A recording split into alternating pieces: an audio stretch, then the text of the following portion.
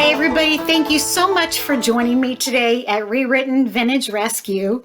It's too cloudy to get outside and do anything today, go for a walk. It started raining a little while ago. So I thought we could do another American history talk. I love American history. And so I was going to do a one part, just a one video on things that we should have learned from the Great Depression, but it's so big. It's so big, and I kept running into more things that were of interest to me that I think this is going to have to be maybe a 2 or 3 part series, but there's a lot we should have learned, and if we hadn't or haven't, it's not too late. But one thing that I wanted to point out is that even today, economists still can't pinpoint the exact cause of the Great Depression. There were a lot of factors, just like our Civil War talk, it was really complicated. So some of the things that helped move it along, however, was prior to 1930, you had a big industrial boom in the United States. And one of the industries was automakers. So you had your Ford, your Chrysler, your GM, just like we do today, huge automakers. And Henry Ford had learned how to chug those cars out, boy. Assembly line. He used an assembly line. And so he was really bringing the cars out one after the other after the other. Many people worked for the auto industry before 1930. Huge manufacturing operation going on there. And Henry Ford, too, he liked to feel like his workers were family. And so they would have picnics, they would have get-togethers. He would try to, he would have newsletters, and he had his own magazine where he featured his workers and things. All of his techniques were still being used today in some fashion. But if you read a little more on Henry Ford, he almost became obsessed with it and wanted to control how his workers thought, what they watched, what they listened to, what he thought was good for them. And one of the things he thought was really good for them was dancing. And he wanted them to dance, darn it. Dance! Even if they didn't like it. And they could be let go or fired if they didn't do it. I know, it's an interesting tidbit. You might want to read up on that. But one of the things Ford did was, he was producing so much that when you have such a large inventory, it has to go somewhere. You have to get rid of it. So the product was more than the demand. So what he did was he offered his workers first discounts on his automobiles to where they were dirt cheap. And then he started offering to the public dirt cheap. And, it used to be you didn't buy a car until you had saved up the money. You didn't buy anything until you had saved up the money. But credit was another thing that started taking hold in the late 20s around that time. And Henry Ford let his workers buy their vehicles on credit. And the general public on credit. People started buying their appliances, their household goods, just like we do today, on credit. So their debt was very high. It was very high. But you have a good job, you're working in a factory, you're thinking, boy, I've been here, several years and making good money. I know Henry, he's good to us. I'm going to finally buy a car. My friends have them, my neighbors have them. It doesn't matter if I can afford them or not. I can buy it on credit, and you know what? I'll work here another 5 years, have it paid off. Well, so you've accumulated that debt, okay, with no plan B. Then 1929, the stock market crashed. So that was another one of those things. I'm no economist, but it was about buying stock, I believe, kind of short sale stocks, investing, instead of investing in industry, they were investing in housing, and they weren't investing in commercial things, businesses and that type of thing, but homes. And so then again, here's working at Ford. So I've bought this car on credit. Now I can buy a house. Oh my gosh, I am rolling in it, So I take out a loan on this house that I probably shouldn't have purchased, and I'm buying it on credit. And I have as nice of a house as this guy who's been working 20, 30, 40 years. So problem is the stock market, it wasn't sustainable. Businesses weren't getting the funding that they needed because the money wasn't going to businesses. It was going to investors, personal investors, you and me. So businesses couldn't buy the goods they needed. They couldn't get the equipment they needed. They had to start letting their workers go. Well, what happens? Worked for Ford, bought the car on credit, bought the house on credit. Now I don't have a job, and I don't have a plan B. And stock market crashes. Okay. So that could totally happen today. The difference is our banks now are insured by the federal government. They weren't back then. So that was huge in helping along the Great Depression. You didn't have the security of your federal government behind you back then. There were many people who bought farms on credit and had them repossessed right in the middle of the Depression because they couldn't pay for their property. So it just kept building and building and building. And actually, historians say that the Great Depression didn't actually hit until about 2 years after the stock market crashed. But during that time, you had over a third of employable Americans unemployed, couldn't find jobs at all. And so, they starved. You had your people who were very wealthy, and had lived very comfortable lives, lost their businesses. Sounds familiar, doesn't it? Lost their businesses. They lost their investments. People were jumping out of windows. They just couldn't handle it. Well, like I said, what we have going for us now is we have the FDIC. So our banks are insured. And so that helps us there. But it was a hard time.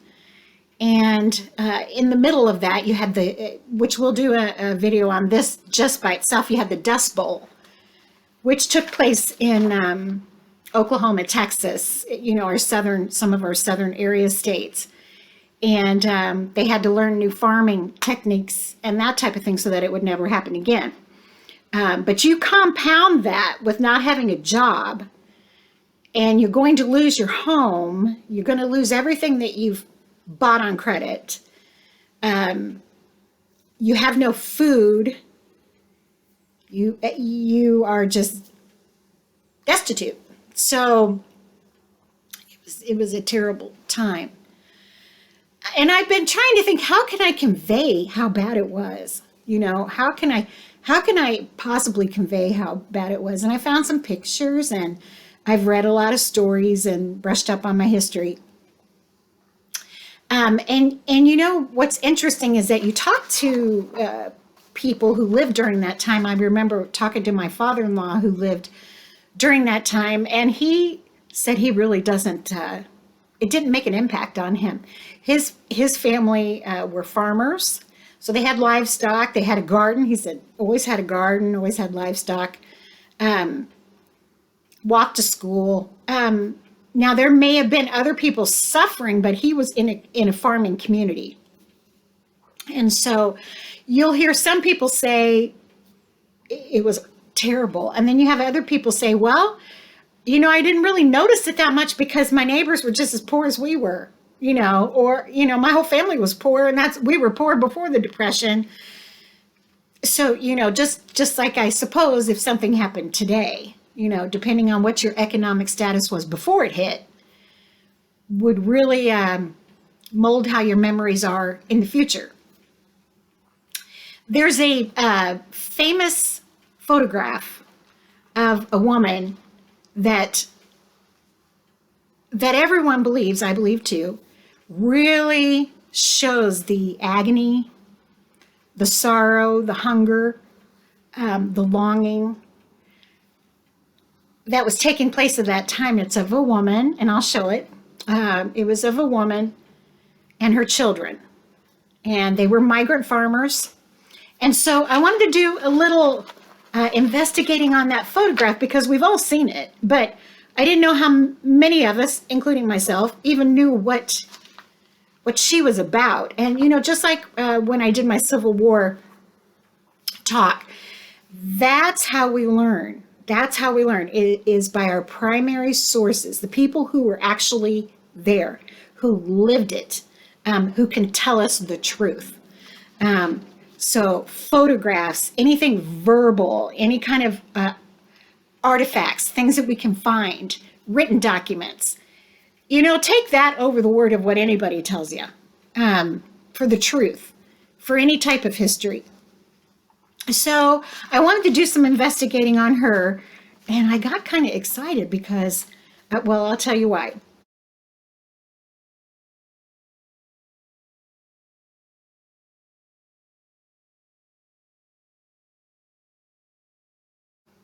Her name was Florence Leona Christie Thompson. She was born September 1st, 1903 in Indian Territory, which is now the state of Oklahoma. And I about fell off my chair because my grandfather was born in Indian Territory, Oklahoma, and he was born there 2 years earlier than Florence. So they only lived 33 miles apart. So, here's this woman that went down in history famously for such a sad photograph, and she just lived a half hour's drive from my grandpa, and, he was only 2 years older. So I thought that was pretty interesting. She lived in Tahlequah, Oklahoma, and he was in Sallisaw, Oklahoma. Both of those were considered Indian Territory at that time. So that got me to want to read more about her. So her parents, Jackson Christie and Mary Jane Cobb, they separated before Florence was born, and her mother ended up marrying a Choctaw Indian, Charles Ackerman. I also love this because on my dad's side, we have Cherokee Choctaw lineage that lived right there. So they all lived right there together in Indian Territory, Oklahoma. So it's pretty interesting to me. The family lived on a small farm. When Florence was 17, she married 23-year-old Cleo Owens. He was a Stone County, Missouri farmer's son, and they got married on Valentine's Day in 1921. They had 3 children together, 2 girls, this is cute, Viola and Violet. So she must have liked the color purple, huh? And a son, Leroy. When Owen's family decided to move to California, Florence, Cleo, and the children went as well. They worked in Sacramento Valley at the local sawmill and on various farms. In 1931, when Florence was pregnant with her 6th child, her husband died of tuberculosis. In order for her to support the children, Florence was forced to work in restaurants and in the fields. By 1933, so we're in the midst of the Great Depression, Florence had moved back to Oklahoma, and another child was fathered by a local businessman. Fearing that she would lose custody of the baby boy, now this businessman had money, she was poor, she, her children, and her parents migrated to Schaefer, California, and there she met another man named Jim Hill. Florence and Jim had 3 children together, and they lived the life of migrant workers in California and Arizona. In 2008, Florence's daughter, Catherine, told a news station that her mother would put the baby in a sack and drag it along as she picked cotton. We would pick cotton and pile it up in front of Mother. She'd come along and pick it up and put it in her empty sack. The family lived in tents and in a car.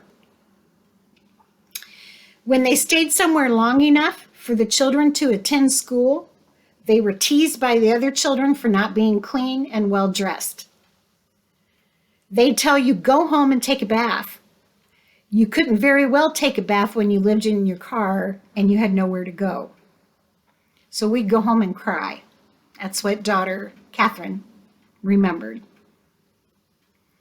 When the family was traveling to a job picking lettuce, their car broke down near a pea field in Napoma Mesa that had been destroyed by freezing rain. When Jim and the 2 older boys walked into town to get the car radiator fixed, Florence and the children set up camp. So that's where you see the tent that they're in. Over 2,000 workers had responded to a call for pea pickers. But when they got there, they found themselves near a field with no work and no food. It was at this time where a professional photographer named Dorothea Lange was traveling through the valley on an assignment for the Resettlement Administration. So she was working for the government to document these migrant workers. She took some beautiful photographs, so look her up, Dorothea Lange. She had been taking photos of migrant workers and was on her way home when she decided to turn around and check out another camp on the way. According to Catherine, who was 4 years old at the time, she asked my mother if she could take her picture. Her name would never be published, but it was to help people in the plight that we were all in, the hard times. So Mother let her take her picture, thinking that it would help other people. Lange took 6 pictures and she wrote notes about the woman and her family.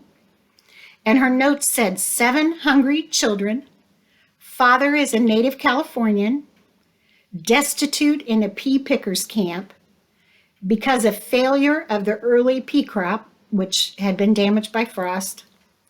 These people had just sold their tires to buy food.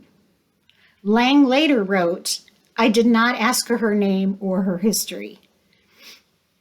She told me that she was 32. Now, you guys, she was 32, and by that time she had, 7, 8, 10 kids? She said that they had been living on frozen vegetables from the surrounding fields and birds that the children had killed.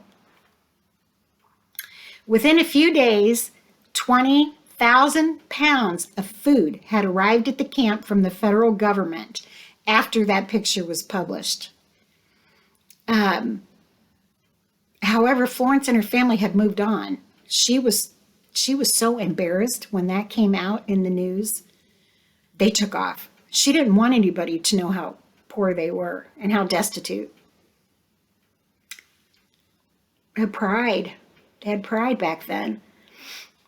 People were starving in the camp, she said, and there was no food. We were ashamed of it. We didn't want anyone to know who we were. The picture was always talked about in my family, and it always stayed with me. You know, we look at that as a historical photograph. She looked at it, it was her life, and it was embarrassing. And it was hard to look at, and it brought back too many bad memories. Her daughter said, she always wanted a better life, you know. She was the backbone of our family. We never had a lot, but she always made sure we had something.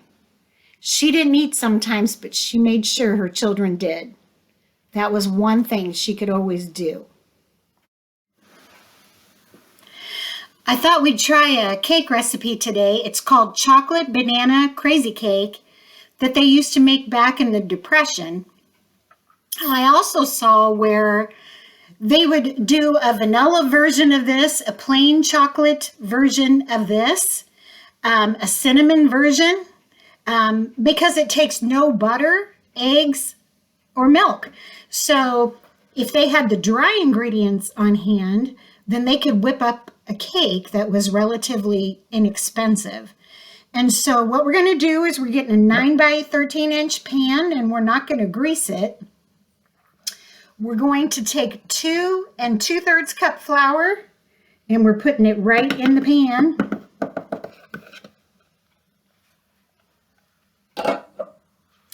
And then with that, we're going to mix 1/3 cup unsweetened cocoa.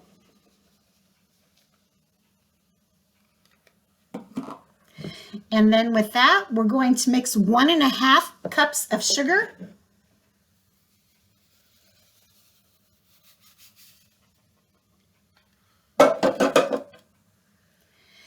And after we do that, we're going to mix them up just a little bit.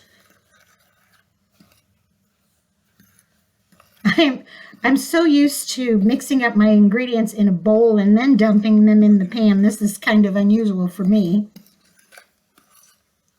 But you know, I imagine it was also helpful because you weren't dirtying a lot of dishes. Lord knows they had enough work to do. Okay, so after we mix that up, then we're going to add our 2 teaspoons of baking soda. You guys, if you go out to eat and they give you these little containers, and they usually come with lids, I can't find mine right now, for salad dressing, bring them home. Throw them in your purse. Bring them home. You can make candle wax charts out of them. You can use them to measure ingredients. They put little things in them. They're just really handy. If you go on a trip, you can put your jewelry in there so you don't lose it. Don't just pitch them. And then I'm going to add 1/2 teaspoon of salt. I love these spoons. I got them at an auction. They were in a box that I had purchased, and they have the real long handle. Isn't this hilarious? Now it won't come out. There we go. Well, that's what happens. Okay, so 1/2 teaspoon salt. But I do like those because look at these. Like if you need flour or something, they go way down in there. All right, so I'm going to mix that up. So all your dry ingredients, I'll go over those again. It's going to be 2 2/3 cup of flour, 1/3 cup of unsweetened cocoa, 1½ cups of sugar, 2 teaspoons baking soda, and 1/2 teaspoon salt. So you're just going to mix them up as well as you can. I think we have it pretty good here. Now, where's my bowl? Okay, so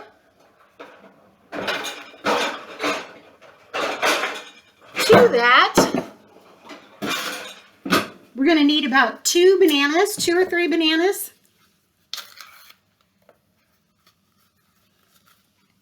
You know, these are your ripe ones that nobody wants anymore because they're kind of bruised and getting old. So for these recipes, on one of my videos, I showed you guys how to make chocolate chip banana muffins. They never fail.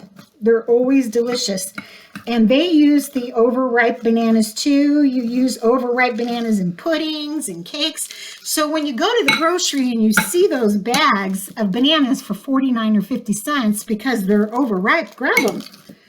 Grab them and come home and make some banana bread or banana cake or banana pudding, something. And you'll save a lot of money. So now that we've mashed those bananas, we're going to add some cold water. We're going to add 1/2 cup of cold water. Once again, the mason jars come in handy. And I'm going to stir that. Try to mix it up real good. And to that, I'm going to add 2 tablespoons of white distilled vinegar.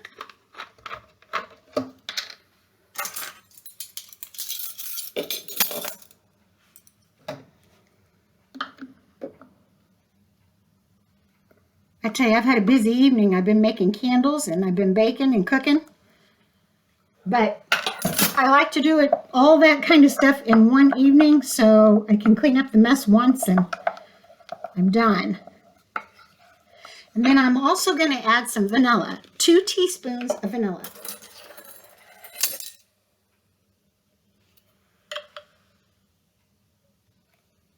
We're going to be learning how to make our own vanilla shortly. It tastes a whole lot better than this kind. All right, and I'm going to add some oil. 1/2 cup plus 1 tablespoon of oil. There you go. I'm going to mix those up. So once again, our wet ingredients are 2 to 3 overly ripe bananas, 1/2 cup plus 1 tablespoon of oil. You can use vegetable oil, sunflower oil, canola oil, whichever you prefer. 1/2 cup of cold water, 2 tablespoons of white vinegar, and 2 teaspoons of vanilla extract. We're going to mix those real good together. And we're not just pitching these, are we, guys? They go in our kitchen compost for our garden. I've got quite the compost going in my kitchen. So just add those, shake them up, and I'm going to be taking that out at the end of the week. So now I have all of my dry ingredients. And remember, we did not grease the pan. And I'm going to add my wet.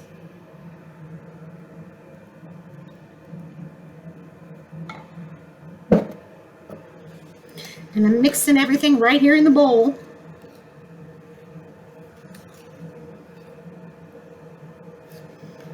I mean, we're automatically tempted in this day and age to get out a mixer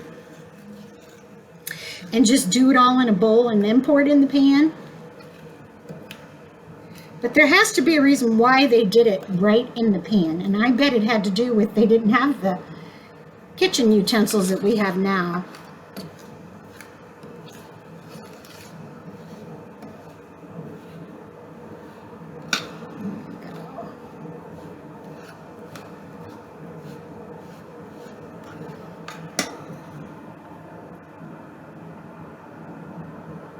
And I'm trying to get that mixed in with all of my dry ingredients.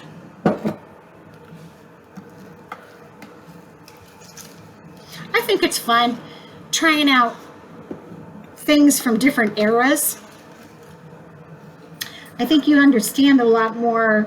It helps you understand a lot more what was going on in history.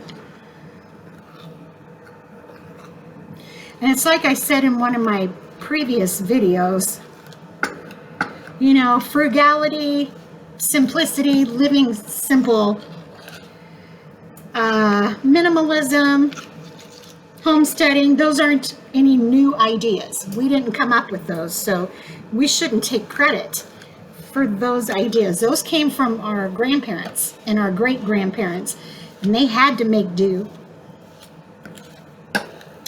So they learned how to do all of those things to save money and make things out of nothing and decorate their homes with what they could find in nature or free.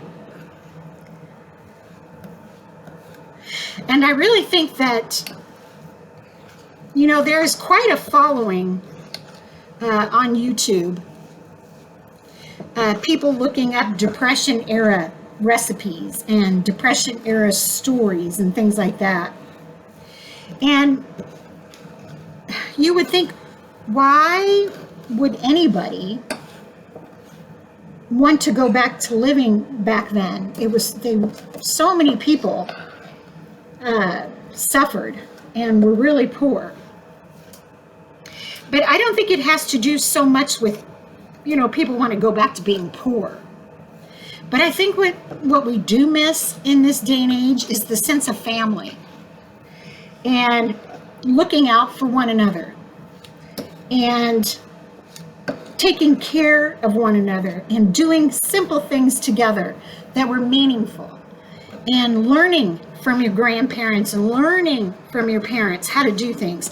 I think that's really sorely lacking in today's world, and I think that's why so many people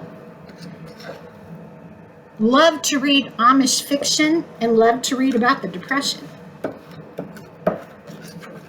So we can see this takes a little work, you guys. You have to keep stirring it, but you know, we don't have any eggs in here, we don't have any milk in here, no butter. We don't have any of those wet ingredients to bring it together. But I will say this, it does smell really good. So I'm just going to keep, and you can see it's starting to mix up a little better. I think this would be a good learning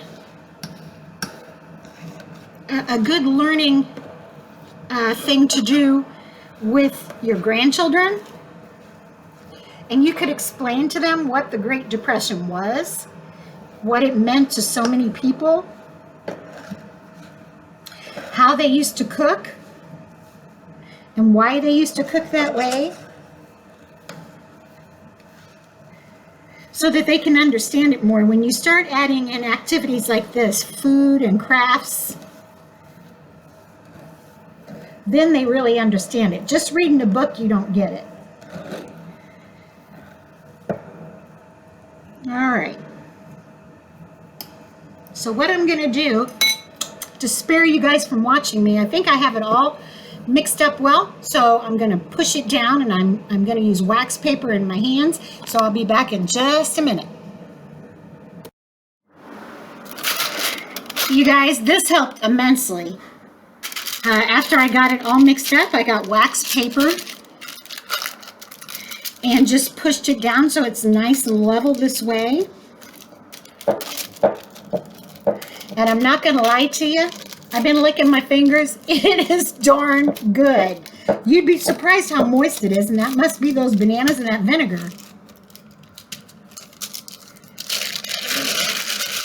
All right, look at that. Looks just like a brownie.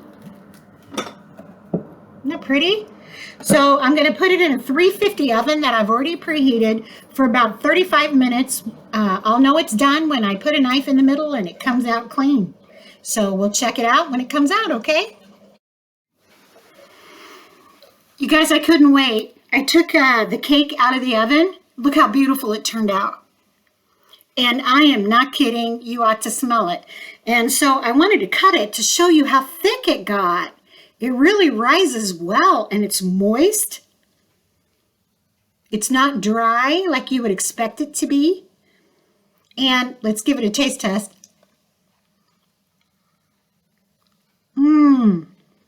That is so good. It'd be excellent in lunches. That is delicious. Now, you know, our first inclination would be, we're going to frost this. But, you know, that defeats the purpose. This is a Depression era recipe. They made it because they didn't have powdered sugar. They didn't have butter. They didn't have milk.